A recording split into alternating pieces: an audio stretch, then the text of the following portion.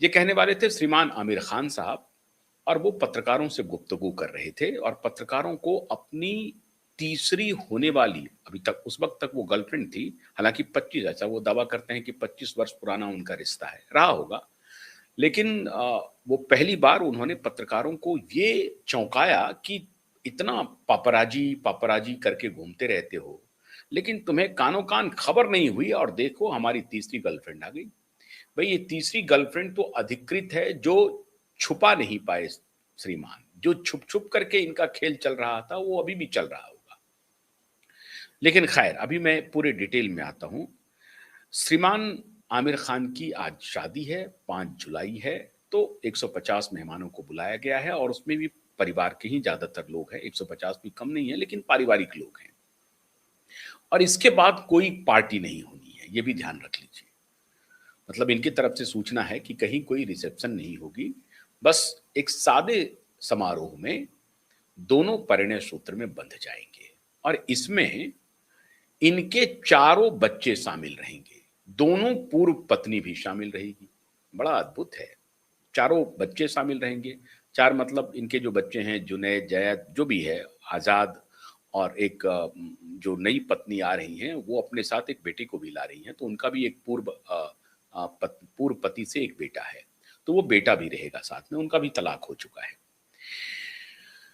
तो ये आज शादी है, तो आप सभी घी के दिए जलाइए, बहुत खुशी की बात है।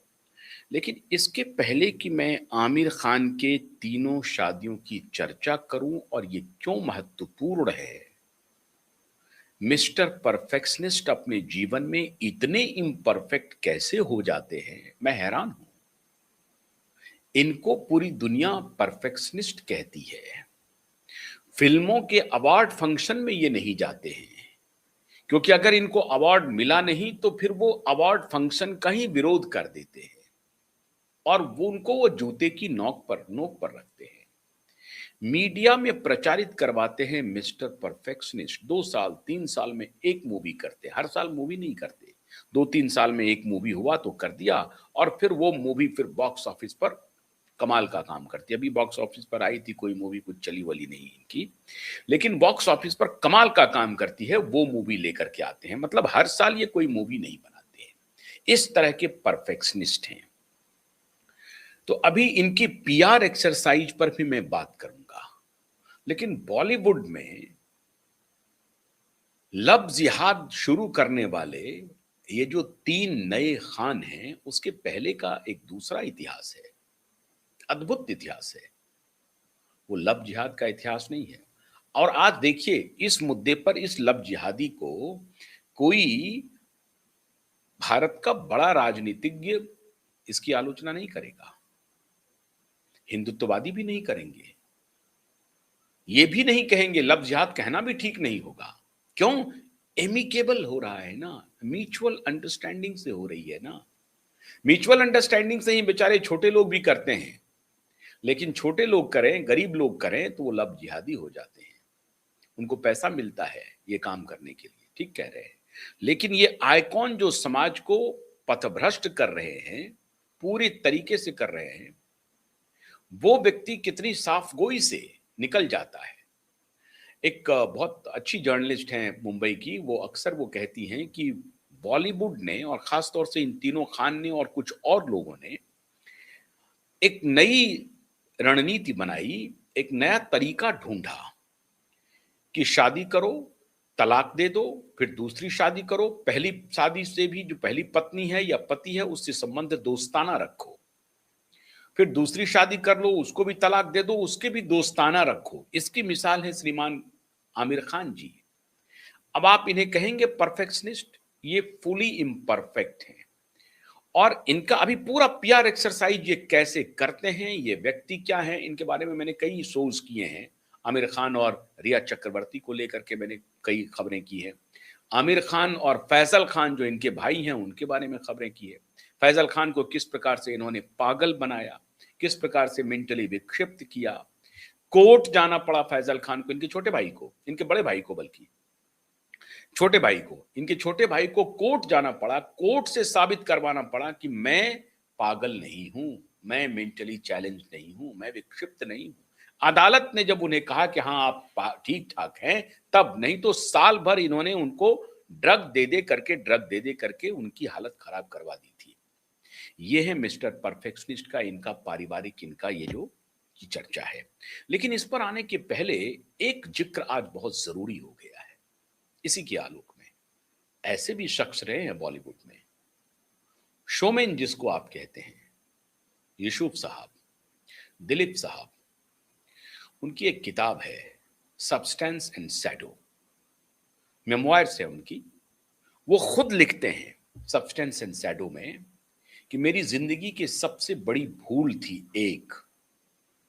बहुत कम लोगों को मालूम है कि दिलीप साहब ने 2 शादियाँ की थी, क्योंकि जो दूसरी शादी थी, वो बहुत कम समय के लिए हुआ और बहुत जल्दी दिलीप साहब को ये एहसास हो गया कि मुझसे गलती हुई और उस गलती को कैसे इन्होंने ठीक किया, वो भी मैं बताऊँगा। तो ये श्रीमान आमिर खान भी एक तरफ हैं और एक तरफ यूसुफ खान भी हैं, एक तरफ दिलीप साहब भी हैं, जो अपनी गलती को ठीक करते हैं।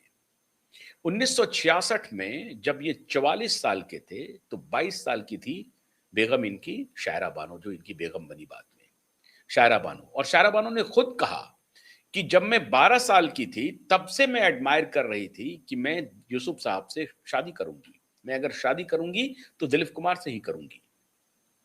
और वो कह रही थी कि मुझे 8-10 साल इंतज़ार करना पड़ा। जब मैं जवान हुई, शादी के लायक हुई, तो 22 साल जब मेरी उम्र हुई, तब मैं यूसुफ साहब से शादी किया। और वो उस वक़्त यूसुफ साहब 44 साल के थे। अब ये जो 16 का आंकड़ा है बॉलीवुड में, बड़ा इंटरेस्टिंग है। ये यूसुफ साहब पर भी जच रहा है और श्रीमान आमिर खान पर भी जच रहा है। एग्ज़ैक्टली 16 साल के बाद 1986 में यूसुफ साहब ने दूसरी शादी कर ली, आसमा रहमान से। आसमा रहमान बहुत एक्ट्रेस नहीं थी, लेकिन एक खूबसूरत एक महिला थी जो कनाडा में जाकर के बस गई। और लोग कहते हैं, चर्चा इस प्रकार की थी उस वक़्त बॉलीवुड में कि आसमा रहमान से जो यूसुफ साहब की शादी हुई, उसके पीछे यूसुफ साहब की 2 बहनों का हाथ था। क्यों? क्योंकि दिलीप साहब की जब शादी हो गई शायरा बानो से, तो ये 2 बहनें नाराज़ थीं, क्योंकि शायरा बानो का जो व्यवहार था, वो ठीक नहीं था। तो वो एक तो परिवार के लोग उनसे नाराज़ रहने लगे और उनके ऊपर ये तोहमत मढ़ा गया कि दोनों बहनों ने मजबूर कर दिया दिलीप साहब को कि आप दूसरी शादी रचा लो, क्योंकि ये बहुत नकचढ़ी हैं शायरा बानो। और चुपके से उन्होंने 1982 में आसमा रहमान से शादी कर ली। अब इनकी मुलाकात हुई थी एक क्रिकेट मैच के दौरान हैदराबाद में और आसमा की बहनों ने और इनकी बहनों ने इनकी मुलाकात करवाई। मतलब आसमा के भी रिश्तेदार थे और दिलीप साहब की बहनों ने आसमा रहमान से इनकी मुलाकात करवाई और फिर आसमा रहमान जहाँ-जहाँ दिलीप साहब जाते थे, उस किताब में उन्होंने लिखा है कि ऐसा लगता था कि कोई मेरी आइटिनरी उनको लीक कर देता था।